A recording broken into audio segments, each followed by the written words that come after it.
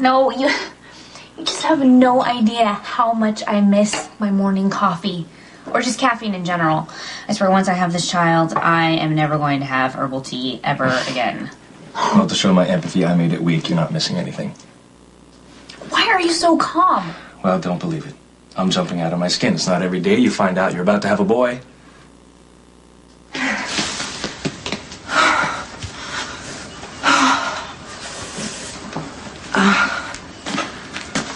How many miles?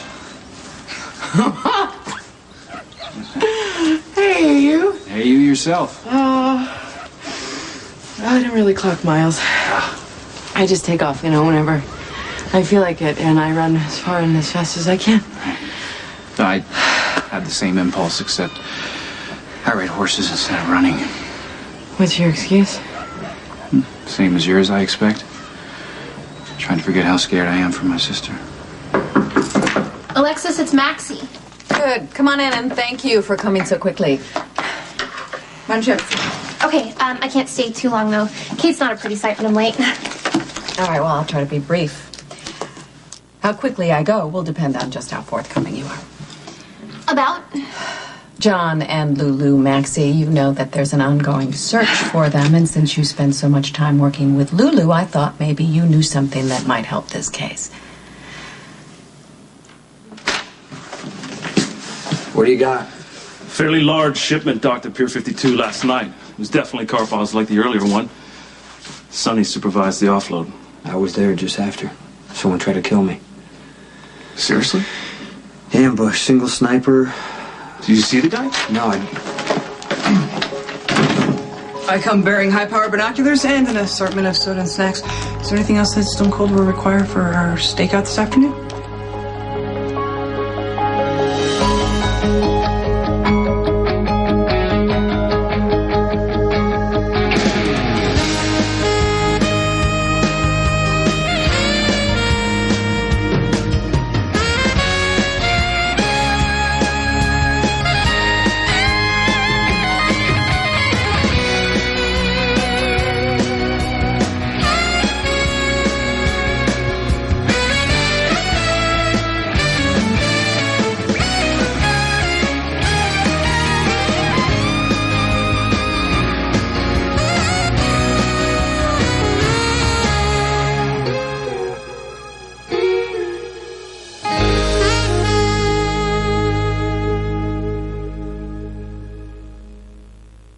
Careful.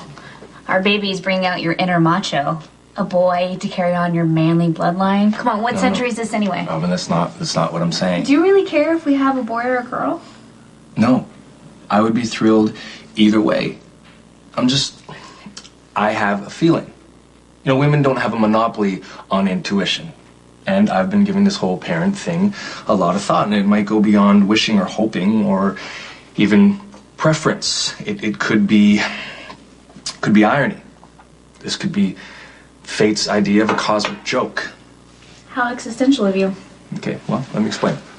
Take me and my father, for instance. It's no secret that we've had our fair share of issues, and it might be some of the reason why I'm just a little bit screwed up. So maybe our boy will be, my do-over. I won't make the same mistakes with him as my father made with me. Okay, our baby's sex has to do with X and Y chromosomes. It's a matter of DNA, not fate. You know that. It doesn't matter what we have. We are not doomed to make the same mistakes that our parents did. We are our own separate entity. And believe me, we will make our own mistakes. That's not exactly reassuring. All this talk about the baby's sex is irrelevant anyway. The only thing I truly care about is that our child is happy and healthy. You having second thoughts about finding out if we're having a boy or a girl today? Well, in light of what you said about John's concern for Lulu's mental stability, I went ahead and spoke to the doctor who originally treated my mother's breakdown. And? Well, he basically confirmed what I had remembered, that she had become increasingly high-strung, hysterical at times. She'd lose grip on reality sometimes. How so? Well, she would do things like confuse people. She'd confuse me with my father. She'd confuse Lucky with Scott Baldwin sometimes. Johnny implied that Lulu was hallucinating. Well, my mother would she'd lose her place in time. Right? She'd be hazy about recent events, yet she would remember things about when she was a teenager. I don't know, maybe it was safe for her to go there, and that's why she did. Anyway, the doctor, he essentially said what she was trying to do was wipe out the memory of her stepfather dying. And because Lulu's dealing with Logan's death? Yeah, I know. But see, the crucial part of this is this. Luke, he made a big decision without consulting anyone. He felt that she needed to face what happened, right? So what does he do? He makes her remember the whole thing, and it broke her, it shattered her right on the spot, and Johnny needs to know that. Well, I'll be sure to tell him when he calls again, but, Nicholas, I don't know how that's going to help him. No, I know, but if anything else, it gives Johnny a guideline on how to deal with Lulu. I know it's not a solution, but if Johnny really wants to help her, he needs to do so before it's too late. I know, but I'm sure that's what he wants to do. But they're on the run. They're fugitives. He can't just take her to a psych ward and hand the guy his mugshot and their picture on a most wanted poster.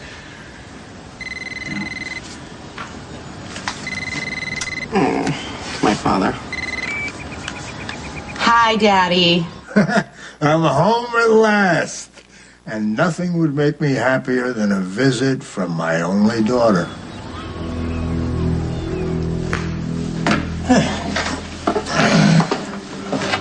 So, what do you think? Yeah, the place looks good. Yeah, you gotta admit, much better than that lousy hotel suite. Make it stretch out here. Go outside, smell the roses. Oh, have you made sure Johnny's room is in order? Tony, I'm not your housekeeper. And whether or not the room is ready really doesn't matter. John is still a fugitive. And we don't have any idea where in the world he is. I know. It's very unsettling, so I try not to dwell on it. Because if I let myself think about what happened, how that slip of a girl made me lose my son, I get so angry. You know what? I can't help but feel proud. Johnny left those Keystone cops eating his dust. We might not know where he is, but they sure as hell don't have a clue. You neglect to accept one salient fact. Johnny's not only hiding from the cops, he's hiding from you. I already gave my dad a statement about what happened the night Logan died. Yeah, I know, but sometimes it helps if you go over the events again a few weeks later. Maybe we'll stumble over something that you missed when you talked to your dad. Maybe you'll think of something that you didn't think of before. I doubt it. Humor me, Maxie. Tell me what you remember that day. Well, for the millionth time, I ran into Logan on the Elm Street Pier. He was with Matt, Dr. Matt Hunter. I barely knew him at the time. Unfortunately, now he's camped out in my house acting like he lives there. Talk about arrogant jerk. Why don't you just tell me what happened with Logan? Right.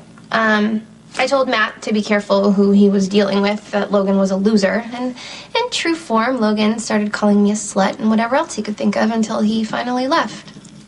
When was the next time you saw Logan?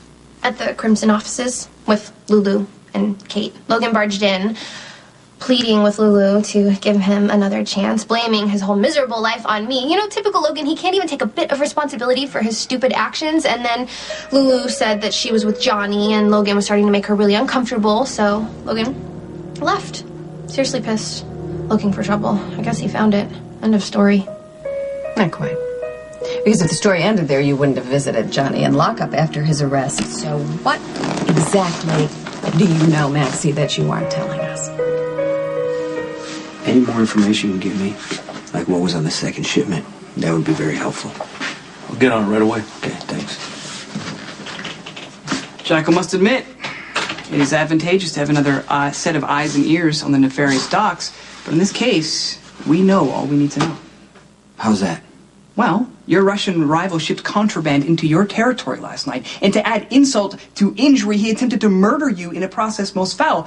The Jackal has ascertained that the bullets used on you, the Valkyrie, and Vixenella were of a Russian manufacturer, so the next step to neutralize our enemy is obvious. Jackal and Stonepi Eyes must land eyeballs on the suspect, i.e. physical surveillance, as opposed to cyber sleuth. First of all, Karpov is not your enemy. He might not be mine. Anyone can buy Russian bullets. Then do you think someone's trying to frame Karpov? Well, I don't believe anything yet. Except Karpov is a force to be reckoned with. All-out war with him is going to be bloody, and it would be expensive, so I need to be sure, Spinelli, before I make a move, that Karpov really is the threat. So, order a BMP, CBC, and blood work on Mr. Ramirez. Oh, and we're also going to need a liver panel. And you can feel free to chime in at any time. I'm sorry? Wasn't this usually where you tell me that I'm going test happy and overboard and in love with the sound of my own barking voice? Point. You'll do what you want anyway, right? Well, maybe. It's not about ego, it's about healing. I think one of the biggest problems in this country with the healthcare industry is that the professionals are often looking for the simplest solution when the solution is anything but. You know, you actually managed to sound sincere about that. Well, I was. So, does this mean that you're ready to forgive me and admit that you were wrong? No. Okay. Well, I guess I just have to keep trying. Don't bother. Did Rickard send up Robin's chart? Yes. Here you go. Robin and Patrick are coming in for an ultrasound. In less than an hour, they'll know whether they're having a boy or a girl. No, I didn't change my mind. I'm excited to find out the sex of the baby. This way we can enjoy the surprise in private and not in the chaos of the delivery room. And it will give me time to make the nursery gender specific. You mean the closet? Stop it. I'm sensing there's more. If you're thinking that the only thing I want is a boy, let me reassure you. No, I believe you. Okay, then what is it? I don't know. I'm just feeling maybe a little superstitious. I don't want to invest too much. I just want to stay in the moment and not anticipate anything. I don't know. I guess I'm just afraid of jinxing it. You know that's an irrational fear. Maybe. But you could take a shot at convincing me otherwise. Okay. Let's see. It's because of your strength and ability to rush headlong into the future that we're even having this baby in the first place. Now, I was a coward. You were a heroine. When you do something as big as bringing a life into this world, you'd be a fool not to ask some questions or be a little bit afraid. Planning a future is a leap of faith. But that's nothing for you. Getting pregnant in the first place, that was a leap of faith. We've done okay so far, haven't we? With a few bumps in the road, mostly of my own making. Yeah. Well, let's trust our luck. Don't censor your excitement or deprive yourself of the joy of anticipation. We're gonna be all right. When did you become so wise?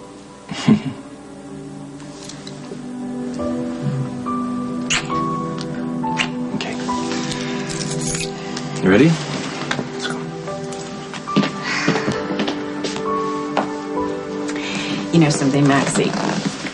Parents want to believe that when it counts, their children are going to tell them the truth. And as a parent, my instincts tell me that you counted on that to avoid telling Mac everything that you know. I told Mac everything that was pertinent to Logan's death. Why don't you let me be the judge of that? Why did you visit Johnny in lockup? Fine, if you must know. I came on to him.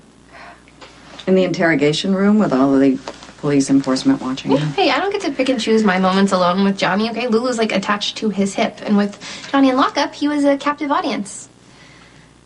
Look, Johnny is hot and insanely rich, and he has this edgy mob thing going on, which, sue me, turns me on, okay? I don't care about Logan or whether or not Johnny really killed him. Personally, I think whoever took Logan out was doing a public service. And I wasn't going to let the perfectly good opportunity of showing Johnny some sympathy go away. Not that it did any good. Lulu has his head spun backwards. Did Johnny say anything about Logan? No, I did most of the talking.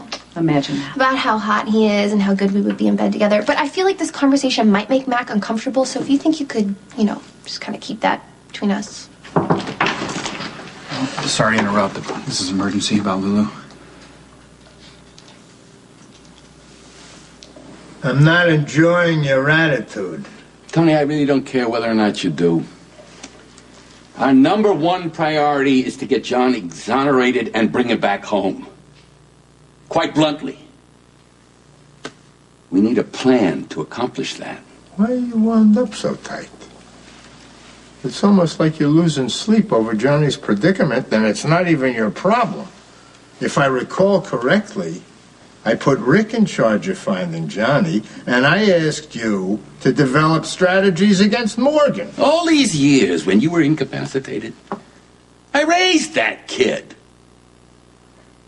Now, John might resent it, but we got a relationship based on the fact that I have gone above and beyond the call of duty to watch over him. Well, I'll be damned if I turn my back on him now that he's in some trouble. That's very touching. What are you going soft in your old age, Trevor? You don't accept my advice. I'm going to carry on without you. Which is it? All right. What are you thinking? Johnny's got no incentive to turn to us.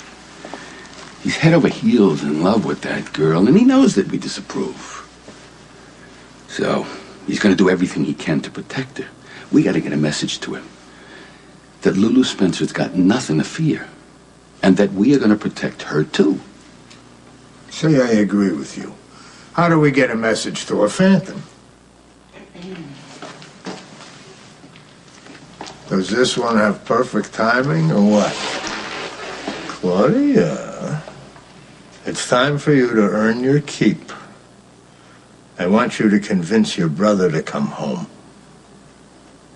The rapacious Russian took the Valkyrie to the warehouse. Soon after, the Slavic seductress and her two burly henchmen nearly tore the Jackal's arms out of his sockets for the heinous crime of trespassing. He's clearly using the base as a center of operations, and there must be something within that he does not wish to be discovered. You know what? You're probably right. Thank you. I'll have Cody keep an eye on it. No!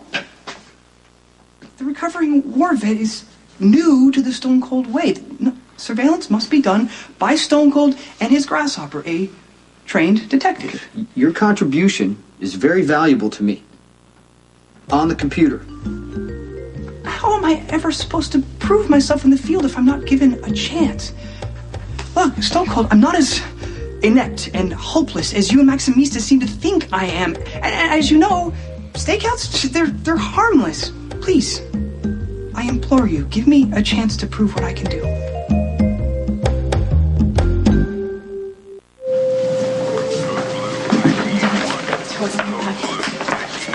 Hi. Hey, big day. Dump trucks or dollies. Are you guys nervous? Yeah, I am a little. Did you find out if Jake and Cam were boys before you had them? No, I waited. But I still knew both times. Had a feeling, huh? Mm-hmm. Well, you're not on record, but there's any feeling screaming from inside you? Yeah, actually, I do have a feeling about it. Well, hello, all. Patient's coming up from ER. Bus accident, massive head trauma. Can you take it? Yeah. Prep an OR, get me scans and tests. Okay, how's the attending downstairs? I'd like to scrub it. That's fine. You okay to be on the team? Yes. Okay. Hey. I'm sorry. It's okay. The patient needs you. Our baby and I will be just fine. Thanks for understanding. Of course. I mean, I would like to be on the team with you, but I will settle for waiting for you with the good news. Either way. Either way. It's a boy. Bye. It's a girl. There are certain things that the Jackal couldn't tell Stone Cold last night with Farrah Maximista in the room. The crux being, I completely humiliated myself last night in the warehouse in front of the one female that I treasure most in all the universe. No, you did a really smart thing by returning that PDA. And I know Maxie thinks so too. I mean, if you hadn't been on top of it, Karpov could have realized that we have his information. And let me tell you something, if Karpov realized that Carly betrayed him, he would use her to send a message. So thank you, and Carly owes you.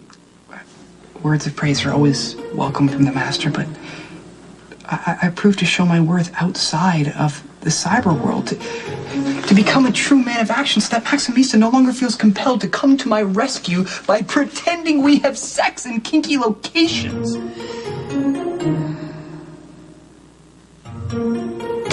Obviously, Nicholas needs your undivided attention, so if you're done with me, I'll leave you two to discuss Lulu till your heart's content. All right, and if you can think of anything that might shed some light on Johnny and Lulu's disappearance, I trust that I will hear from you, Maxie.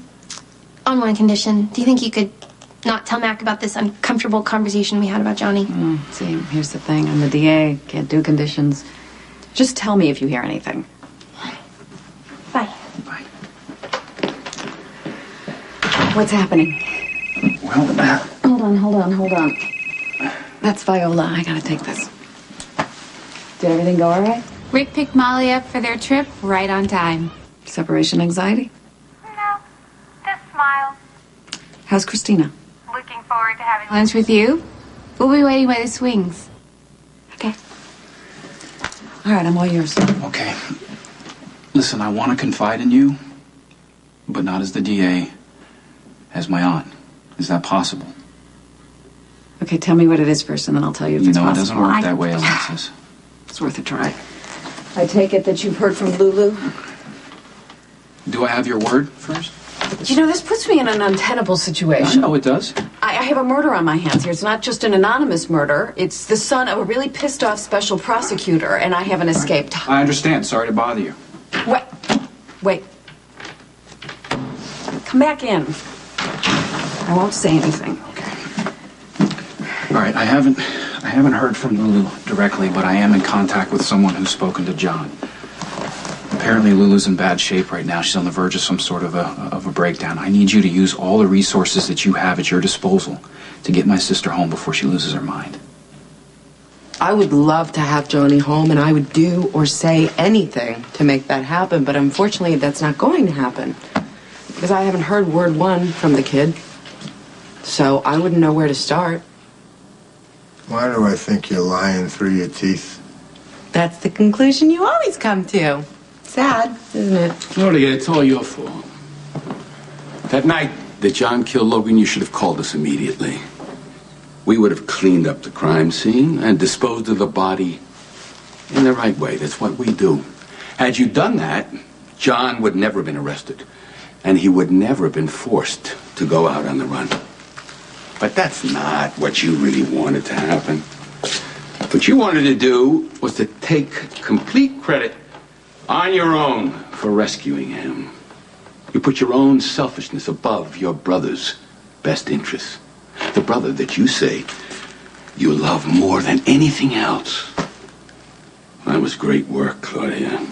How the hell did I get you to love me that much? You could drop dead. Look, I've had my differences with my father, certainly, and God knows I despise you. I would crawl on my knees through broken glass to both of you to bring my brother home safe. But that's not gonna work. You know why? Listen up. Because I don't know where Johnny is. Matter of fact, I don't even know if he's still alive. Well, I know a surefire way of finding out. Johnny would haul ass back to Port Charles if he thought his beloved sister's life depended on it.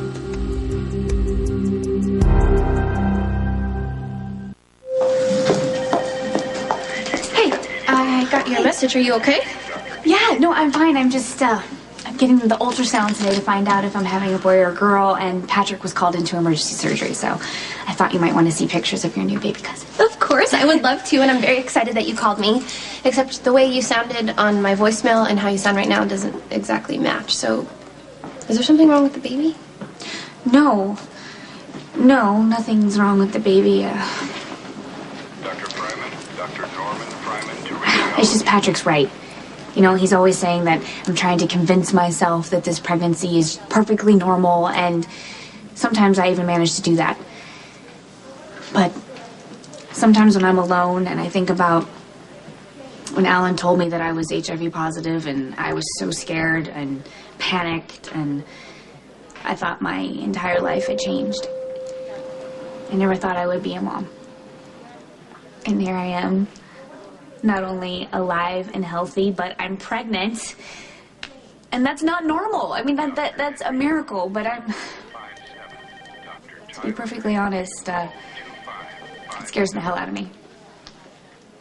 You guys never gave John enough credit. You still act like he's 12 years old, like he doesn't have a mind to think for himself and he can't learn from his experiences and apply them. He would see a trap like that coming from a mile away. You're willing to bet your life on that? Absolutely.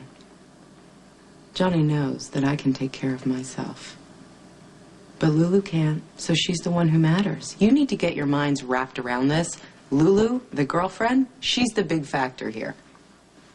Look, Johnny was already madly in love with this girl before the jailbreak, which probably came because of Lulu, right? So that means she risked everything for Johnny's freedom. So now he not only loves her, he's indebted to her.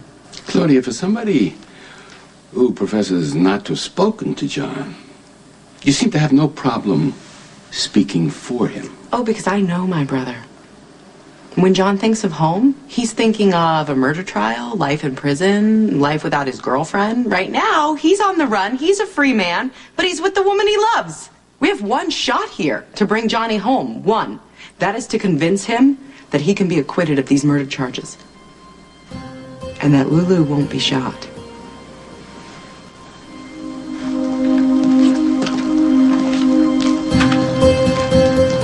I can only think of two people who would contact Lulu and John, and that's Spinelli or Claudia Zaccaro. Don't ask me to name names. It doesn't matter. The most important thing right now is my sister's condition, which is shaky at best. She may be hallucinating. I don't know. What my fear is that I think history may be repeating itself. She may be having the same breakdown that Laura did.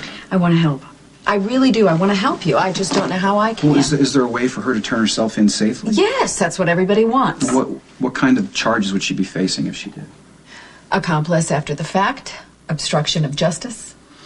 I can plead for leniency, but I can't stop the charges from being filed because you have Scott Baldwin who wants a trial and a conviction. There's no other alternative. I didn't say that.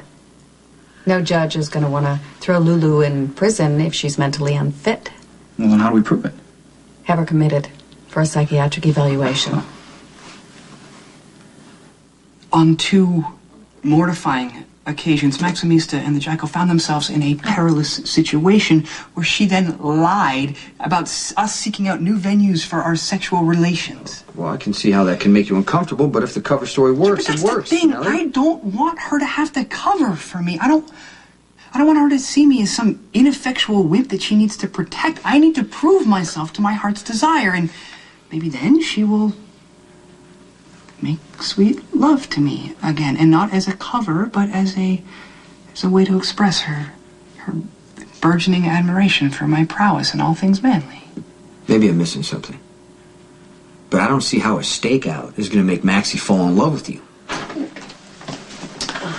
I was quite literally in the neighborhood, so I thought I would come by and see if you need anyone sued or anything filed for $500 an hour.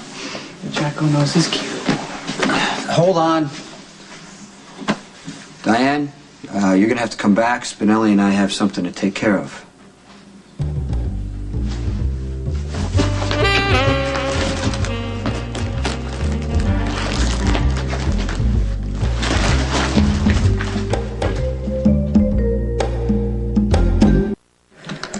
I really wish Georgie was here. She loved babies. She was always so sweet and patient with them. Unlike me, I kind of freak out. But when everyone hands me a baby, they're always so pukey and humid. But really cute. And I'm sure this particular baby, blessed with genes from you and Patrick, will be a sight to behold. It's okay, Maxie. I think we've already established that you don't have to babysit. I might change my mind and want to. Okay, well, I won't hold my breath. Good. I'm not the type of woman who puddles at the mere thought of a baby, but I am excited about this one. I mean, it'll give Mac and me a whole new little person to love. Probably take some of that dad pressure off. Yeah. You ready? Oh, I'm past ready. Except I think I already know what's in there. Do you want to say? No. Let's find out. Did I miss it? No. You're just in time.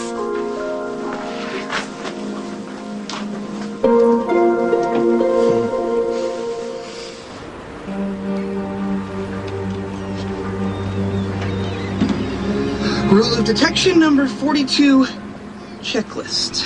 A secluded spot to unobtrusively watch the target entrance. Check. Inconspicuous vehicle. Semi-check. food rations sufficient for 3 days. Three days? We're not going to be here 3 hours, much less 3 days. What are you writing down? Maintain stakeout log. Check. Should the situation become most dire, perhaps it would be prudent if your partner were equipped with a firearm. When was the last time you were at the practice range? Oh, I don't know. A few weeks. How's your foot? Gunpowder makes me sneeze. I fear I may be allergic. Please do not mention that further emasculating detail to Maximista, please. Gun doesn't make you a man, Spinelli. It's easy for Stone Cold to say from his brave, manly, proficient with firearms perch.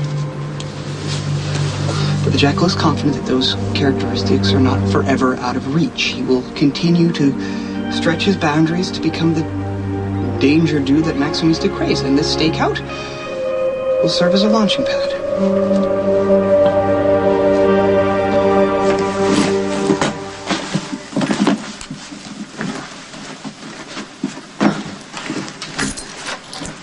I was just on my way out. Alexis, I promise not to waste your time. My employer understands that his son can't run forever. Eventually, he'll be found, hopefully by his family. And to that end, we have devoted all of our resources. And when we locate John, we promise he will come back to Port Charles and turn himself in. Why would you do that? Because we believe that he's going to be exonerated. He'll walk free and clear his name. I was very optimistic.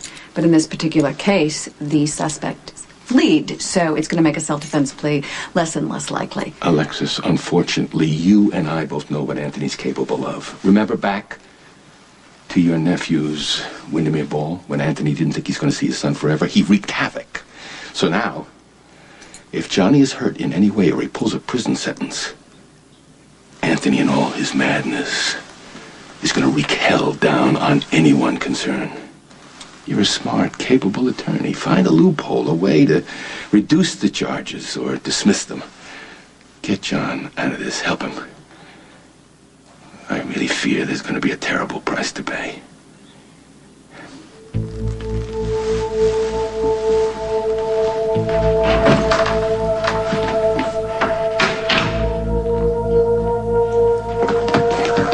Don't get too excited. I didn't actually talk to John. I just left my father and Trevor, and they have stepped up the search. So if John and Lulu are close, my dad's gonna find him first. No, that's not good. Did you talk to Alexis? I did. That's not good either. Sit down. She says that Lulu's either going to jail or being committed. Both those outcomes are unacceptable. And all of our options are really pretty bad, Nicholas. So what do we do? I've already done it.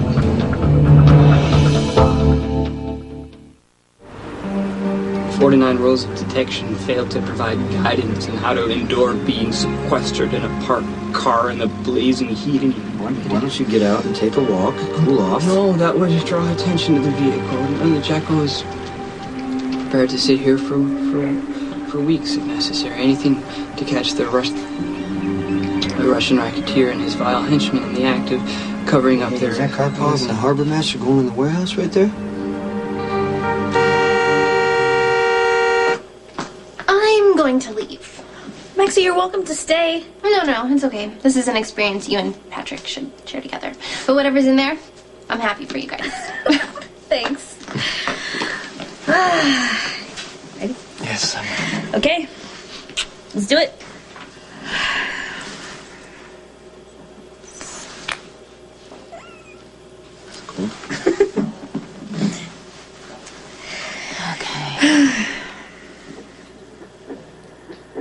Right there. That's the baby's head. Its hands. The positioning looks real good, too. Our boy's doing great. Is he right? Are we having a boy? I've got a clear picture. It's definitive. Say hello to your baby girl.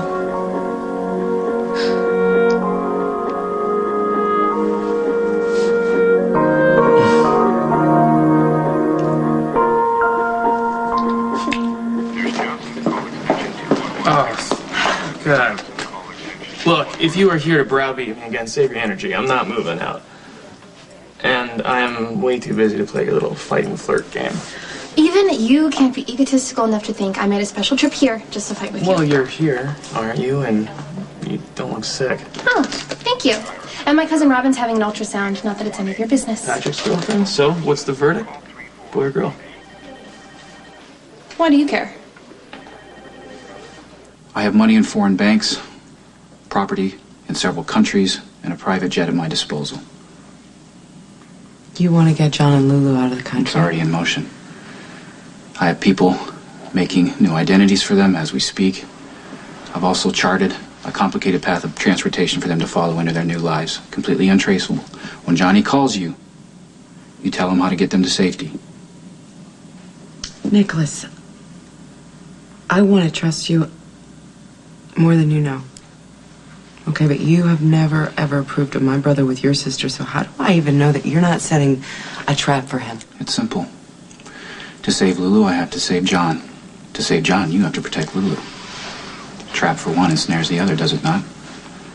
So the way I see it, you and I have no choice but to trust each other. Okay. I can do that, Nicholas. So when Johnny calls me, where do you want me to send them? This is such a pretty dolly. Where did you get this? My mommy gave it to me. What do you think you're doing? I'm having a chat with your charming daughter. I think little Christina likes me.